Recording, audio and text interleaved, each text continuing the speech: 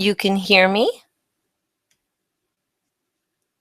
If you can let me know if you can hear me, that would be fabulous.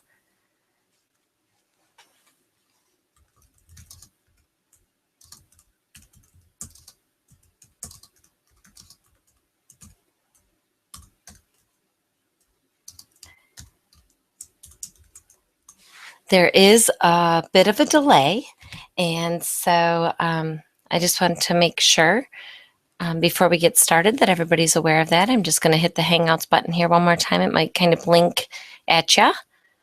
There we go. All right, just making sure that it says that it's broadcasting.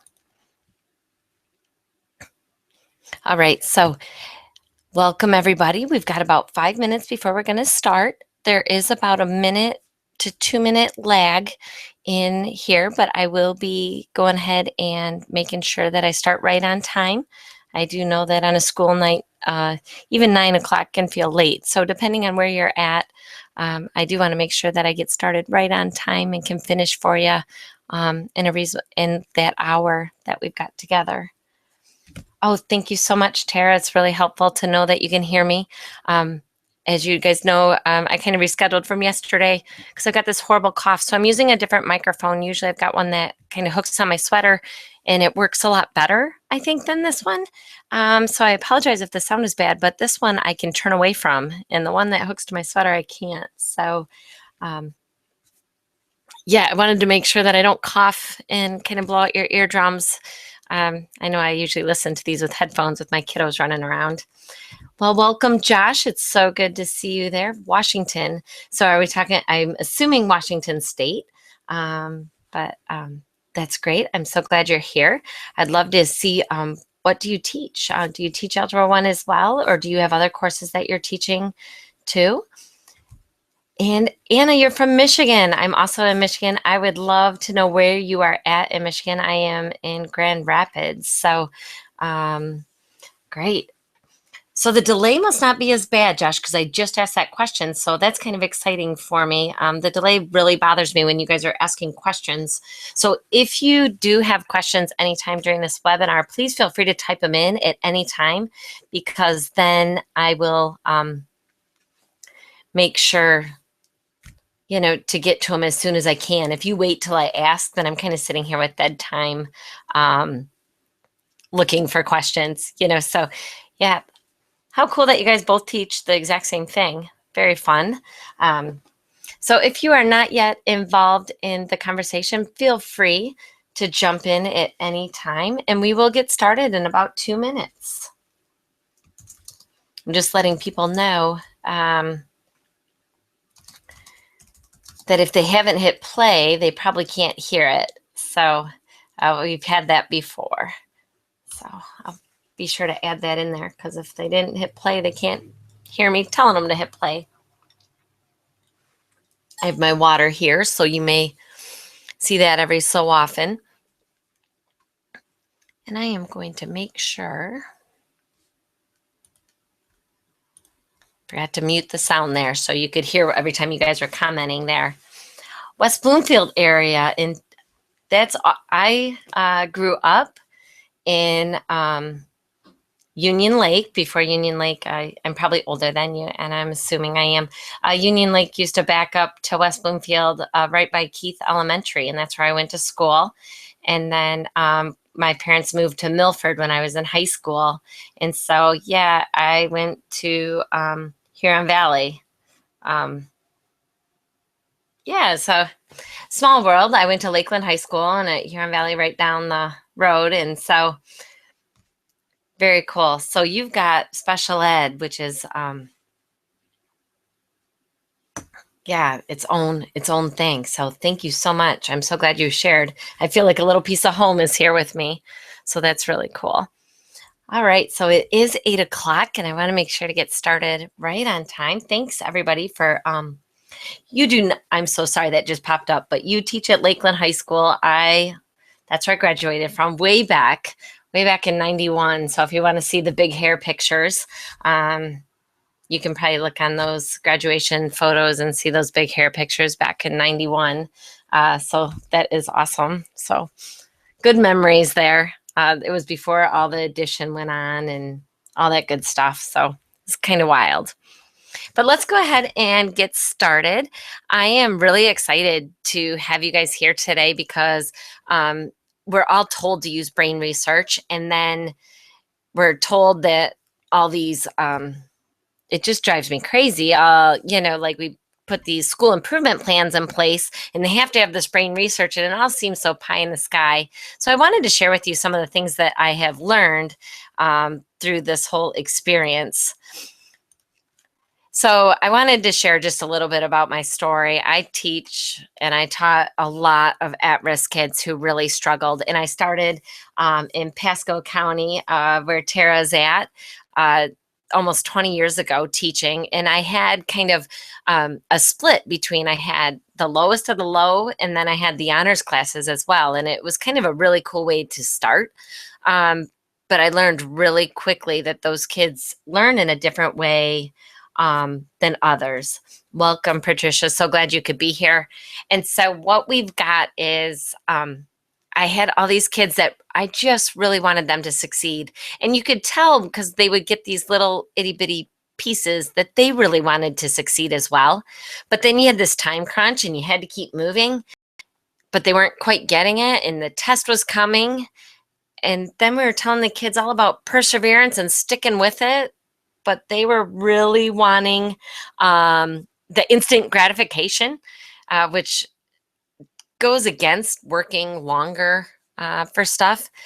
And I was feeling so overwhelmed. Like, how do we make all this work? How do we help our kids succeed? But we've got this time, and then you've got the testing. I was down in Florida when the FCAT started. The first year it was there was my second year teaching. And it was like, wait, you want me to teach more? And then you're throwing in 2 weeks of testing. And I just got really, really overwhelmed. And so I'm really hoping I'm not alone with all of this.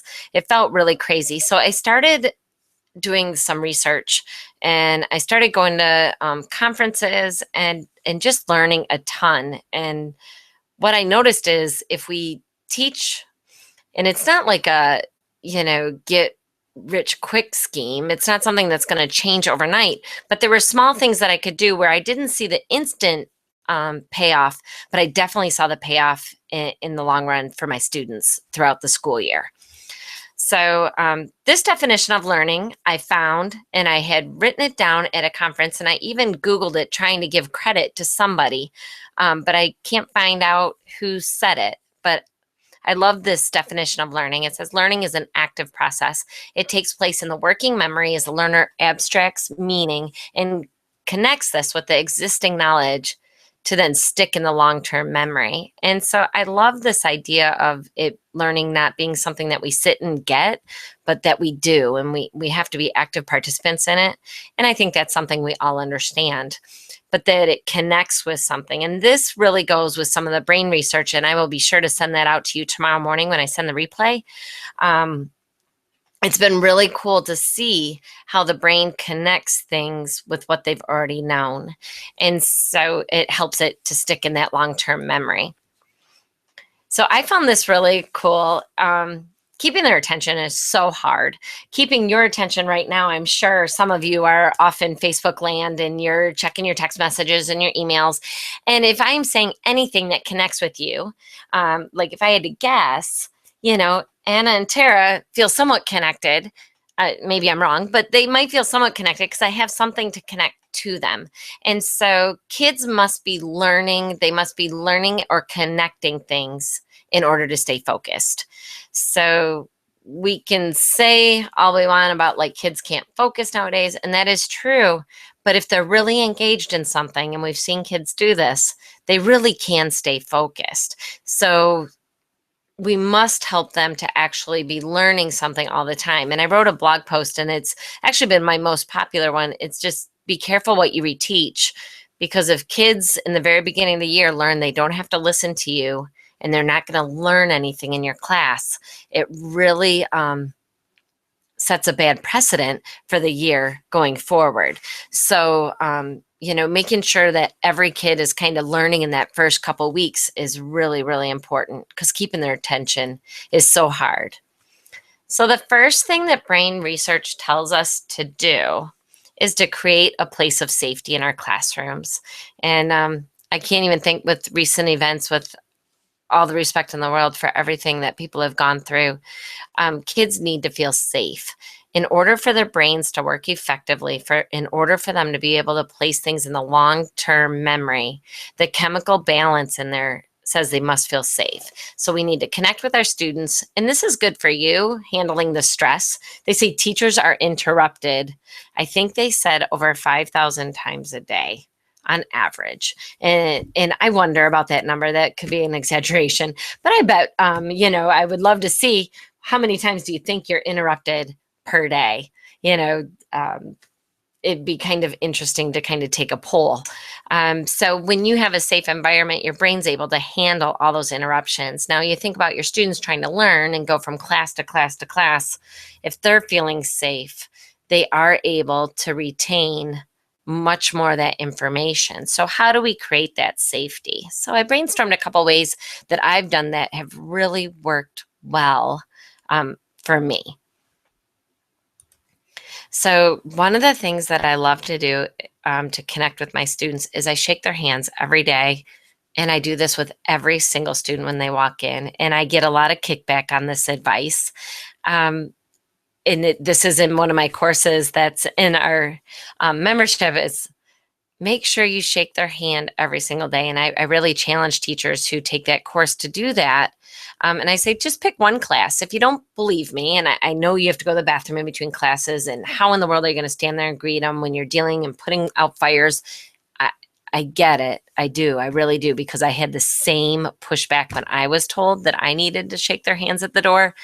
But doing this and making sure that I greet every single person by looking them in the eyes and seeing them as a real human, it sounds silly, but how many times, if we're really honest, are we so busy with attendance and paperwork and signing passes and trying to go to the bathroom and people interrupting, and they're going to be absent in sporting events, that really, with all our great intentions, we're really not talking to every child every day. And they really need that you greet them. So when I shake their hands, I usually will say something nice, something inviting. This is a place where I ask about their family, older siblings, younger siblings, sporting events, but it allows me to connect with them. And I make sure to greet everyone. If I run to the bathroom and I miss a couple, I make sure to go over and say, hey, how's it going today? So that every student feels welcome. Now, what does that do? That connects them with me, kind of like I wanted to really greet you. I wanted to make sure you knew that I saw you in the chat box. I wanted to make sure that you felt safe to engage. I do the same with my students, and it really makes a difference. Showing some empathy will also go a long way. So helping your students, so sorry, I knew that cough was going to come out eventually. Showing your students some empathy and getting with them and really understanding where they're from. And then finding something in common, whether it's that favorite topping on the pizza. We've all seen kind of that, I don't know, back in my day, it seemed like the Venn diagram where everybody put their favorite pizza toppings. Well, the psychology there is everybody needs something in common. And when we take the time to connect with our students, they really feel so much safer, and really they're ready to learn. So the prior knowledge, what we want to do is connect and compare to prior knowledge. What the brain research now is showing is that kids are so used to the instant, segregated pieces of information. You take Facebook and you look at one post and you look at one post and you look at one post, and all of those are separate. And what they're showing is that the brain research is showing that the kids are not connecting things together like we used to. So we used to read chapter 1 and chapter 2, or we would look at the comic strip and look at the next day's comic strip. The brain is actually changing how it processes information, and the brain is not so easily connecting that information unless the adults in that child's life have really taught them how to do that. So when you're looking at your kids who really struggle and really do need to make the most headway in Algebra 1, they don't understand how the patterns are connecting to what they've already learned. And they're not even looking for those connections. It's not that they can't make them, they don't see them. So we have to help them to understand it. And that will help them, make them more compelled to take action on the knowledge that they've just learned.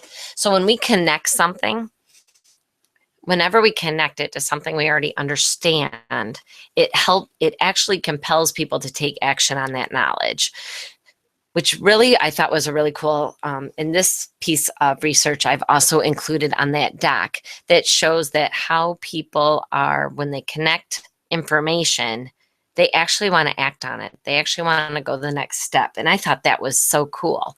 So connecting it to prior knowledge. So how do we apply that to our Algebra 1? The brain is better at seeing patterns and abstracting meaning than recording the details. So when I saw that, I thought, well, that makes sense. If we can show them the pattern, they are going to be so much more inclined to come up with the rule and remember the rule than if we just have them record the details. And so it's amazing how the brain can see a pattern. So some of the ways that I've used patterns that has really, really helped exponents, absolutely for sure.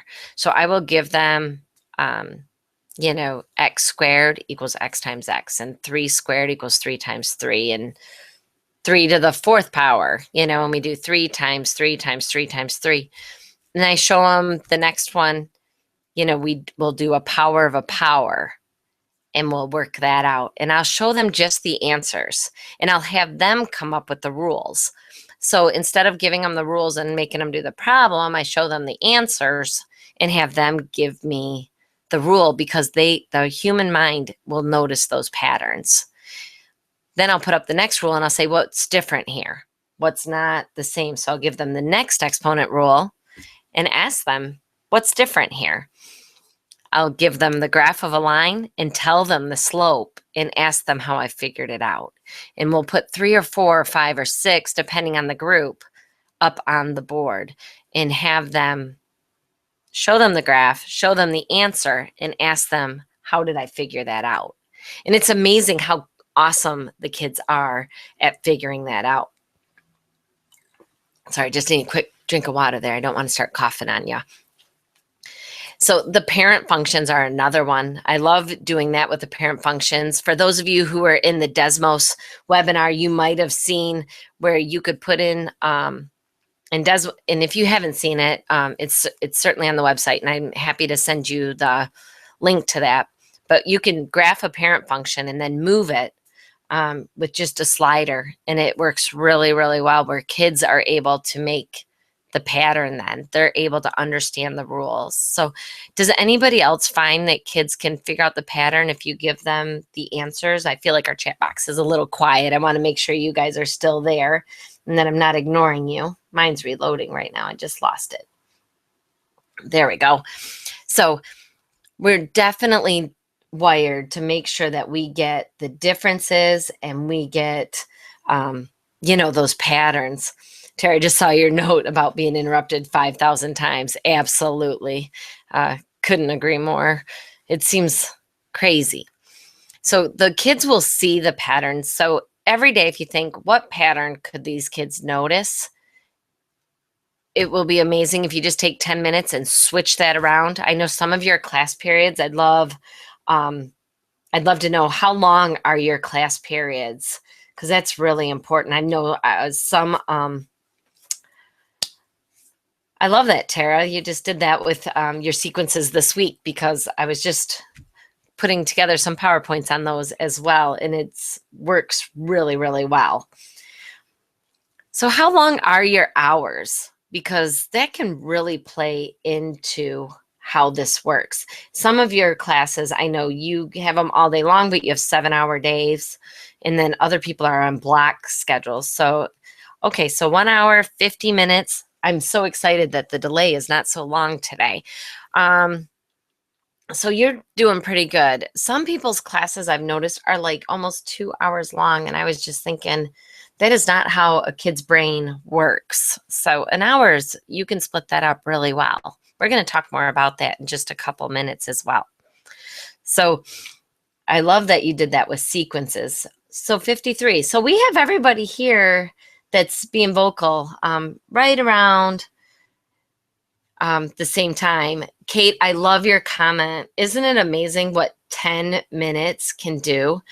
Now, Kay, yours are getting a little bit short. I would think 48 minutes are really, really short. I've never had my classes that small before. I've had, when I worked down in Florida, our classes, sorry, Kate, your comment just caught my attention. When I started down in Pasco County, we did like a modified block. And so our classes were like 72 minutes long. And then I moved up to Michigan and our classes were like 48 minutes long. And I just thought my whole world was done. So I would not say that block classes don't work. I think you have to be more creative so you don't lose your students' attention. I think sometimes having those longer periods, you have more time for transitions and more time for the hands-on stuff, but you've got to be really good at managing those transitions in that time, because time can slip away from you. If you're used to teaching one lesson or one concept per day, and then you switch to block, you're losing a lot of days. So you can't teach it the same way you used to. And so that can be really hard. Patricia, I can't believe you have to do Algebra 2 in 33 minutes. That sounds just absolutely horrible. Kate, I was in Pasco County. I was in Newport Richey. So yeah, but I will be down in Tampa on Friday. So I'm kind of excited about that. Just seeing some warm weather. It's supposed to get cold here over the weekend. So as we move through, thinking about those classes and the length of those classes, Patricia, I'm stuck on that. I'm so sorry. I'm distracted by 33 minutes for Algebra 2, because I think that's, especially if you're just converting over to the Common Core, that's a huge jump to do in 33 minutes. I bet you're a master at time management. You would have to be. So I would love to hear some of the ways that you handle that. So let's talk about time management, stress. And I heard this, and this absolutely makes sense. When a student is affected by stress, so some of you are teaching special ed, they seem to create their own level of stress. My students being at risk, most of them, last year I had,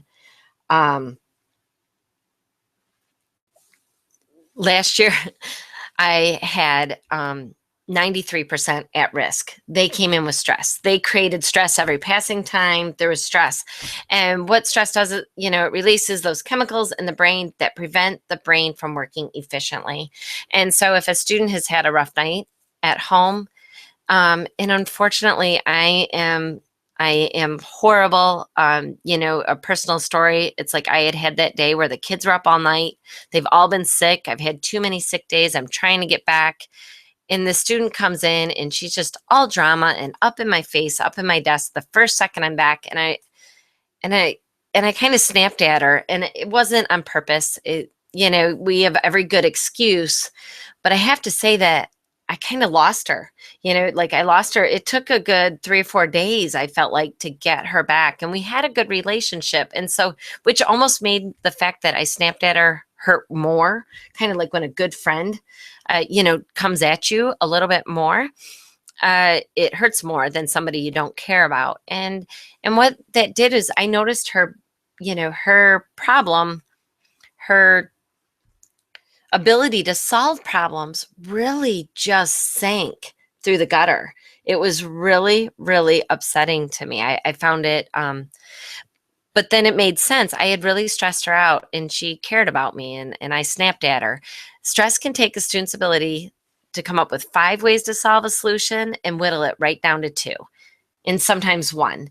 And so I'm wondering if you've ever seen that, where a kid comes in and they can't figure it out the first way, and we're trying to get them to be problem solvers and take initiative and do perseverance. And, we've got that quadratic formula, or maybe it's like systems of equations, and they have to figure out which way they're going to solve it. And they can't decide which way to solve it. Their life has too much stress in it.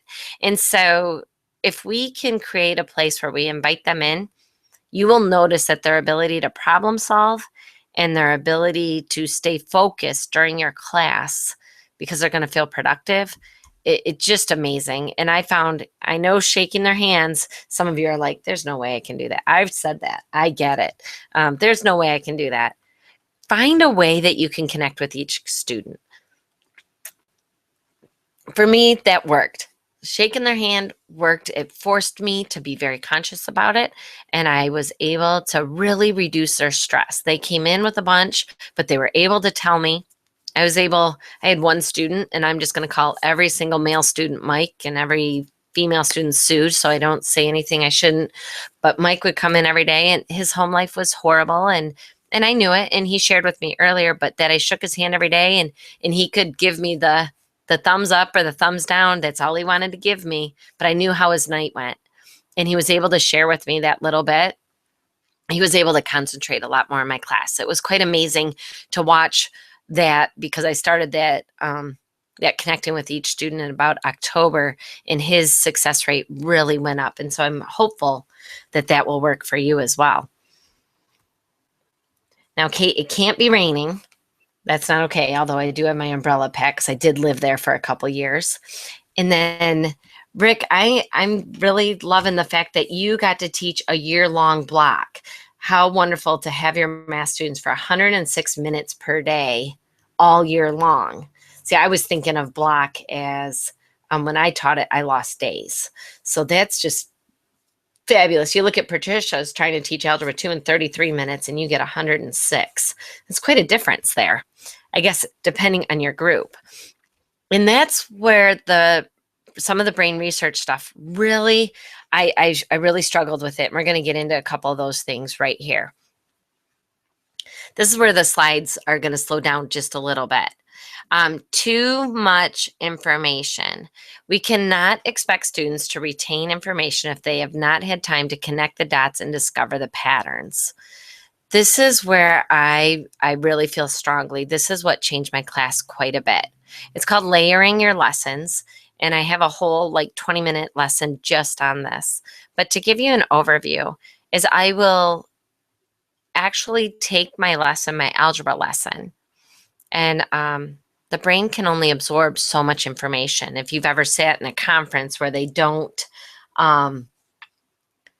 if you've ever, sat in that conference room and they're just throwing stuff at you so quickly where you don't have time to process it, it can get to the point you're not going to go implement any of that. So what I do in my classroom, because I had so many at-risk kids who didn't have the prerequisite skills, let me know if you can relate to that one.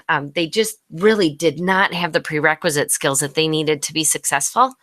And so what I did is but I had to get through those Algebra 1 standards. So I took the Algebra 1 standards. So for example, I might take my lesson on factoring, and I might make all the numbers really simple so that they don't know their multiplication tables. They could still factor the ones and understand the process of factoring it.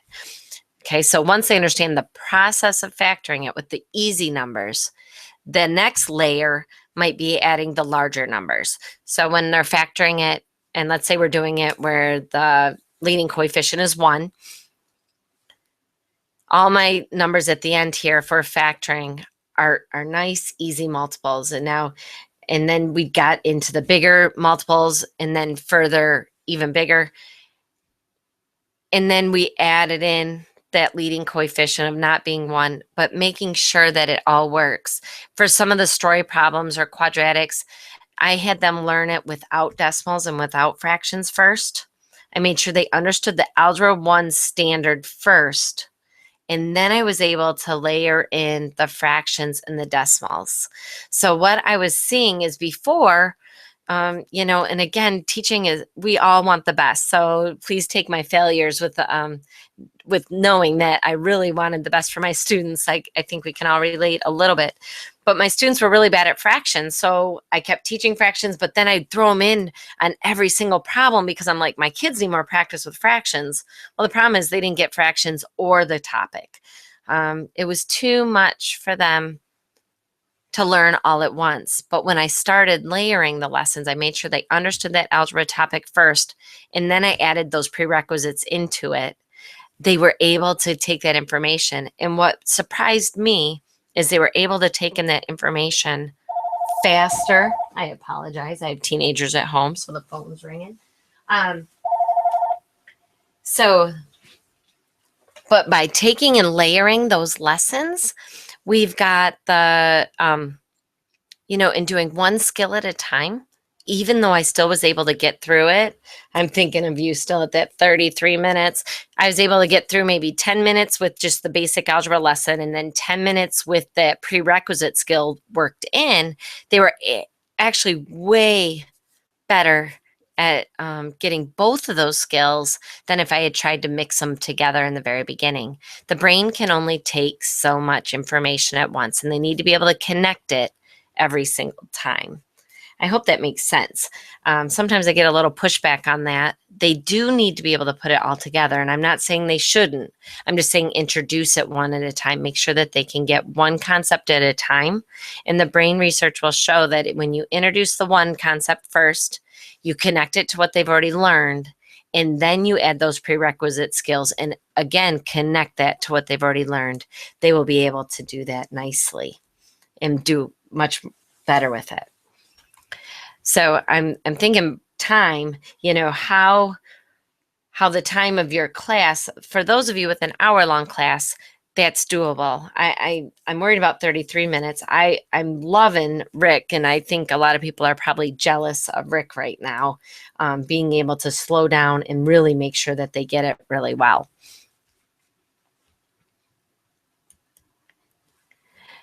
This one I think is the hardest and the most rewarding. So, change your style, question, activity, action, or tone every 10 minutes. So I wanted to maybe brainstorm and ask you, how do you change up what you're doing? The brain, they're saying the attention span every 10 minutes. The research I found, I only looked at 5 years and newer because I know most school improvement plans will only take research. The research says that the attention span is every 10 minutes. And if something doesn't change in that 10 minutes, then your mind starts wandering. I would probably say that it's getting shorter than that. And a lot of researchers have said that it hasn't, they haven't had enough time to follow through on the research, but that they would speculate that when they do, it is getting shorter and shorter, with the online devices and everything else that gives such instant gratification. So how do you change your style, your questioning, your activity?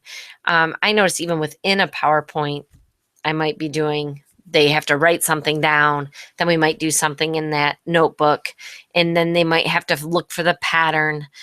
Those kind of things. I might even have them turn to a neighbor and talk.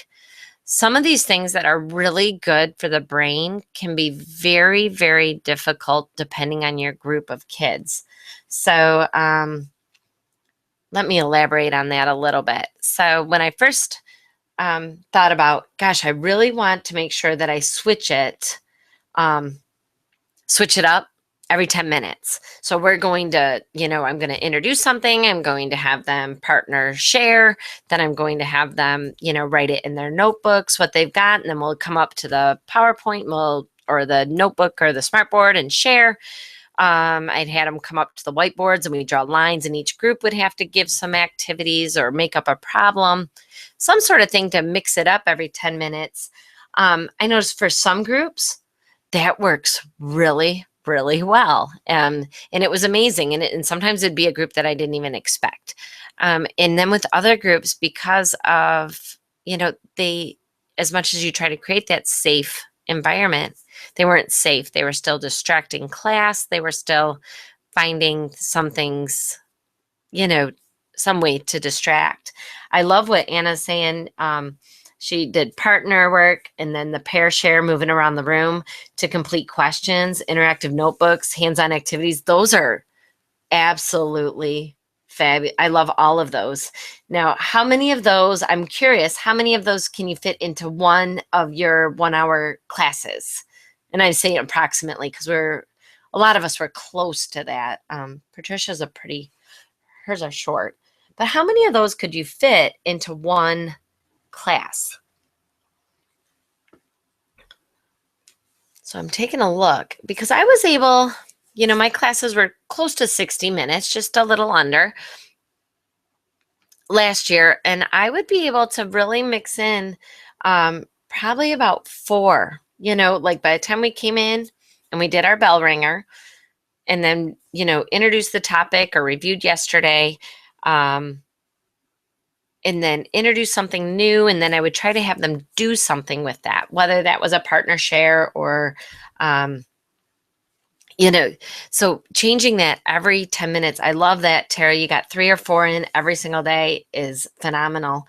I think the biggest thing is the teenage brain is not made to, it's just not made to sit and get, in those kids that do learn that way, I have 6 kids, so I see all the learning styles. And my one son, who's in his 20s now, he was not a sit and get kid. He needed to touch something. He needed to be fussing with it. He needed to be engaged. He needed to be trying something, and he definitely fit this. My 15-year-old, she's like that kid that you want. Life would be so easy. She sits and she is actively engaged, even when you're lecturing. She is working the problem. She is what you'd want or what, ideally you'd get. And the teacher can lecture for 50 minutes and she's going to be engaged, but I don't think she's the majority. I think, 5 out of my 6 kids are not that way. So I love what you guys are saying here. So we've got some, so Anna, you start with your warm-up, your mini lesson, your partner work with hands-on or share strategies, followed by discussion and closing activities. That's really cool. That's a really busy game on bell to bell is the expression I love to use, class. You can tell you're using up all your minutes. So if you can figure out ways to mix it up, make kids do something. And that can be really hard this day and age because, if they're nervous, if they're scared at all, that's, they'd rather sit and do nothing than that. The other thing is that genuine problem solving creates connections that results in investment and retention. And this was an actual quote from one of the research articles I'm going to send you, that when we choose problem solving, kids ask a question, and I apologize, I feel like my voice is going a little bit. When we give them genuine problem solving activities, and that's what I've tried to find on our site when we look through the Algebra teacher's site, the activities that I've tried to find and put on there for you are activities that I hope that the kids really get something out of. So when we talk about, recursive equations, and there's one on there that talks about the pond population. Not that the kids care about trout, but I was very interested. I always ask my students, how many of you have ever been to a trout pond? And I work with inner city kids who aren't outdoorsmen. A lot of them have been to trout ponds. And so how cool. But we talked about, if 30% are caught or die in a year and we add another 1,000, what happens? And it hits a limit. And so the kids were really surprised by that. They thought, you just get more and more and more of these trout, was their original prediction. And so because they found it puzzling and they were actually engaged in that lesson, they remembered it really well. And that was one that we did very early in the school year. And they found that was intriguing to them. They found it interesting that they made a prediction and that prediction was incorrect. So that genuine problem solving where they got to make a prediction and that creates connections that result, in that retention. They were able to remember that in June. I asked them about which lessons, and I thought, who would those kids really care about a trout pond? What they cared about was that they made a prediction and it didn't work out. And they understood why it didn't work out. And they thought they really knew something that other people did not understand. And it made them feel very smart and very good at problem solving. And that confidence really goes a long way. So when you're looking at problem solving, having kids make predictions, and if you've ever seen Dan Meyer's 3 acts, that's his big thing. He loves to start with make a prediction, pick something that's too big, pick something that's too small. What's your guess? And it might be how many pennies, how many dominoes, how far is this? How fast can they do this? And he gives them some real problems, and then he asks them, what do you need to know to solve it? So kids actually had to connect what they already knew to the problem that was being introduced. It really goes a long way to helping them retain what they've learned. When they have some place to put that in their brain, it's pretty amazing. So listening is not learning, and we've talked about this quite a bit. Listening is not learning, and that blew my mind. They've taken that information, but until they've actually done something with that information, they absolutely cannot put that into their brain, into that memory. And so whether that's a turn and talk, as we saw in a, and I hope I'm saying it right. I hope it's Anna and not Anna. And if it's Anna, that's really pretty too. Turn and talk, doing that where they talk to a partner. Try it yourself. Teach it to somebody. And I wanted to pause on this. Research shows that listening, writing, and speaking are different. If you have technology available to you, I had the really cool privilege of doing some consulting for 1 year on technology implementation. And so because I've always been blessed with technology in my classrooms, I had this really cool opportunity, and we had iPads. I saw these iPads in first graders' classroom, and they were creating iMovies on how to do subtraction sentences. And they all knew how to subtract. They had all passed, their little subtraction test so far. This was, halfway through the year in January, and they were getting ready for parent-teacher conferences. And so they were creating these iMovies and showing their parents how they used the iPads, but they had to explain. They took pictures of, the 6 gummy bears, and they pulled 2 away and took another picture and had to explain that the answer was 4, and they had to put it in their own words.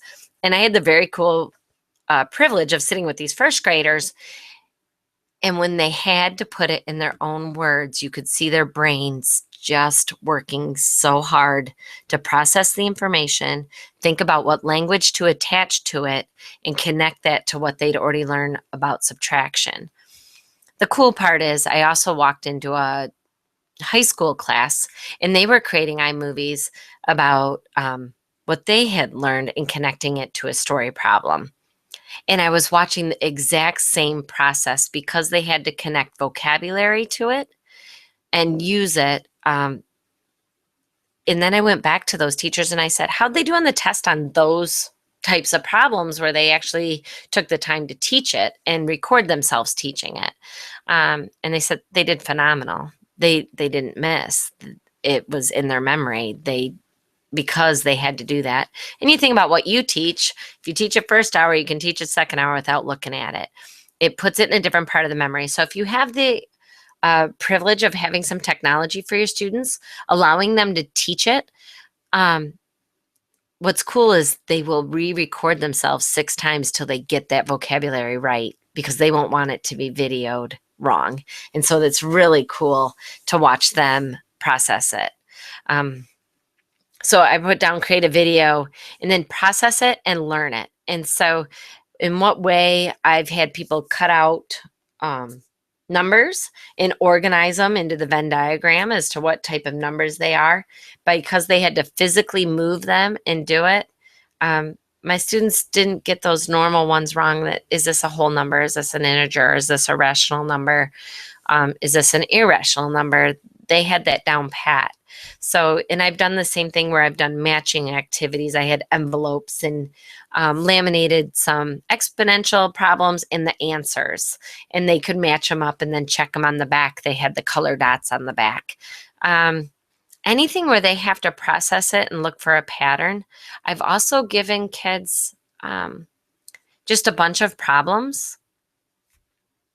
And exponents seem to be where kids always forgot the rules before I started doing some of this. So that's the example I always come back to, but I should brainstorm a couple other ones. But I would put a bunch of the problems just on a sheet of paper, and I'd, like give them 10 to 15 of them and say, organize these into groups. And I wouldn't tell them how to group them, and I wouldn't tell them how to, what the right or wrong answer was, because there really wasn't one. But what I noticed is kids would group them by what rule they needed to use. And if they didn't come up with it, say, well, is there another way you could group it? And asking them those questions was just really, really cool. And because they came up with it on their own, that's all it took, really. So we're at about 15 minutes out. We're at about 8:45, and I'm wondering, how are you feeling about some of these things? I hope you've learned something new or something you could try tomorrow in your classroom. What are you thinking that you could try that you're not already doing? Whether it's connecting with your students or trying something different, doing the patterns, writing it out different. It sounds like some of you are already doing these wonderful things that are going to help students to remember what they need, and to retain it, not only short term, but long term. I apologize about that nasty cough. It's much better than yesterday, but I feel like I'm still making you sound horrible. So what we're going to take a look at is I'm taking a look at the names, and I see a couple of you are members of the membership area. I just want to remind you that if you are, you can get a certificate of completion, and that's available for our members. So make sure you check with your district. I've noticed many districts will take the certificates of completion from the site and use them towards your PD hours. When you go into the members area, you'll be able to see all the PDs, and every single one of these PDs offers a, here's this one. I'm going to put the video in tomorrow morning. But if you went into Desmos and you watched that webinar, as soon as you've taken a look at both of these and said that you have watched them, you can go ahead and download the certificate.